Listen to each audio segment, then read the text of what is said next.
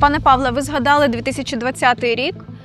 На вашу думку, чому тоді не вдалися протести, чому не отримали результати вони? Чому білоруський народ, який хотів настільки вільних виборів і вільної держави, не зміг дотиснути? Чи як це правильно, коректно сказати? Ну, по-перше, система доволі моцная. Все ж таки она опиралась на силовий апарат. Другое, Россия, якая прийшла на допомогу Лукашенку в гэты момент. Третье, тое, што Лукашенко прэвентыўна пасадзіў у турмы шмат каго з лідараў пратэстаў і ў лідара апазіцыі.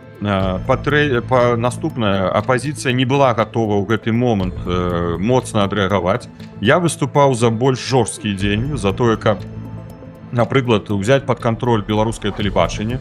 На жаль, мяне не пачулі тады сябры па прэзідыуму Коордынацыйнай рады, дзе была і Марыя Калеснікова, таксама іншыя. Я прапаноўваў больш вострыя дзеянні. З аднаго боку, так, я мог прапаноўваць, але ў мяне не было каманды. Я на той момант завяршыў сваю працу амбасадарам у Францыі і пазней ўжо быў прызначаны генеральным дырэктарам Нацыянальнага акадэмічнага тэатра імя Янкі Купалы, так што ў мяне не было ні палітычнай структуры, ні нейкай грамадскай арганізацыі, якая магла падтрымаць.